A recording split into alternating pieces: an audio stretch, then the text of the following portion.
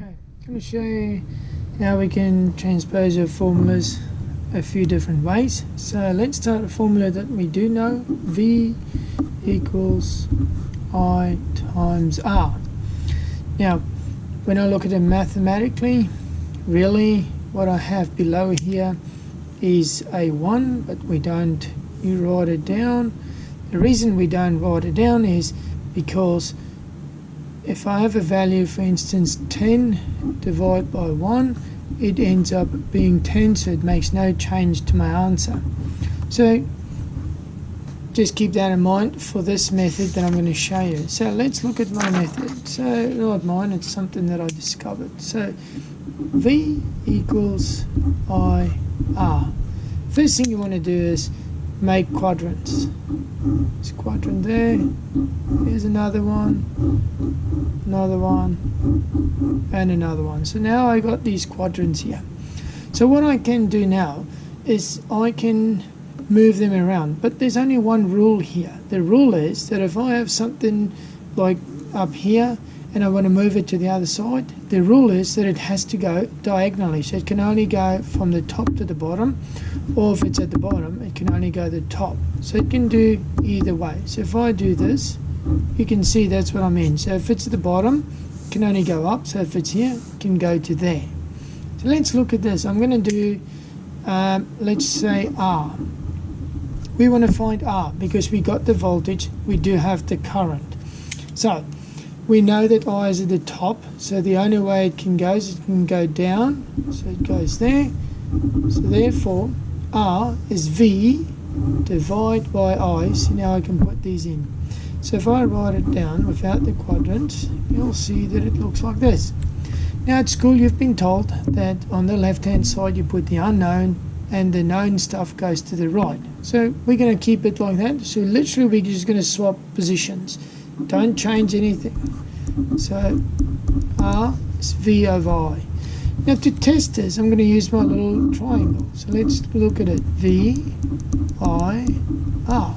So R is V divided by I. R is V divided by I. So you can see it works out pretty well. So that's one way that you can do it. I'll show you another way, which is one that you probably recognize maybe from school. So in school we had V equals I R. Again, we'll say we're going to calculate the R.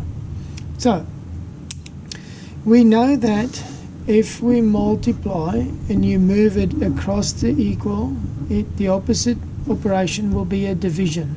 It's the same if I have division and I move it across, it becomes a multiply. So that's the only things I need to remember. So again, this is V is I times, I'll put it there, R.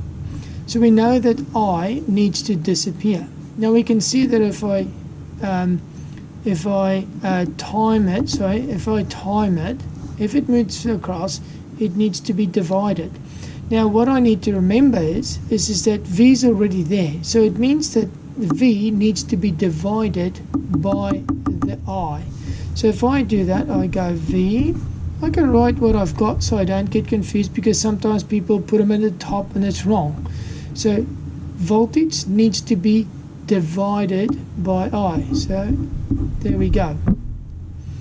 So again, I'm going to swap it over. I'm going to go R as V divided by I. So we can see that it all works out every time, because this is what I've done before. R is V over I.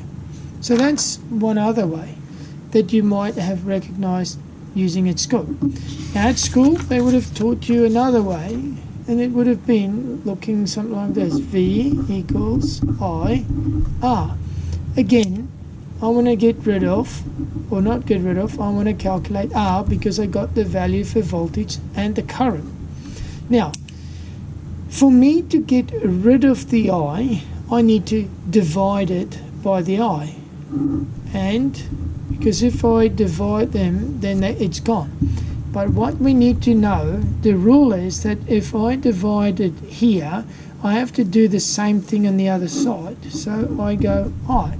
So the rule is what you do on one side, you've got to do on the other side. Now, if I look at this, if I go I divide by I, it cancels each other out. And now I'm left with V I equals R. If I swap them across again, then it's go R is V I, which you will recognize is exactly what we had before. Okay, so you can see it works out every time. So there's like 3 different ways that you could do it by transposing. I'll show you just another one with my favorite. There's another formula. We got power 2 pi nt divide by 60. So it's mechanical power 2 pi, the torque, the torque, and then the revolutions divide by 60.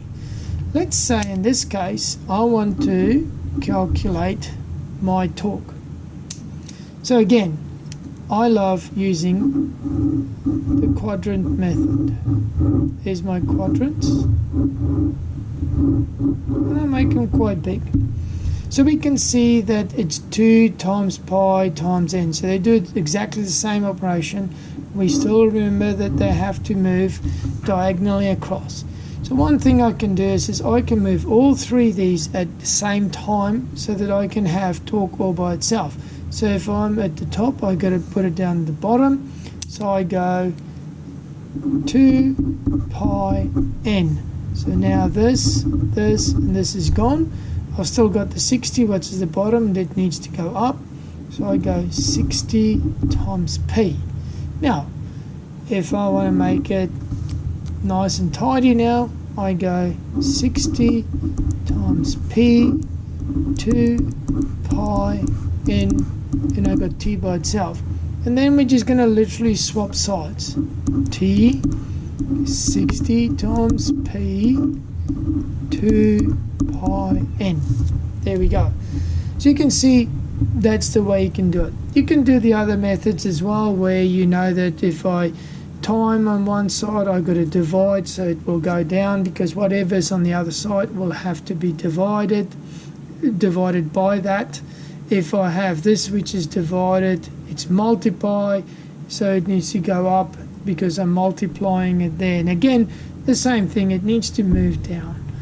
Or you can do the long way that they do at school, where you would divide by 2 pi n, and you put a 60 at the top, and then it just gets really messy. I hope this works. See how you go. If you have any issues, feel free to send me a message, and I'll see if I can help. Okay, bye.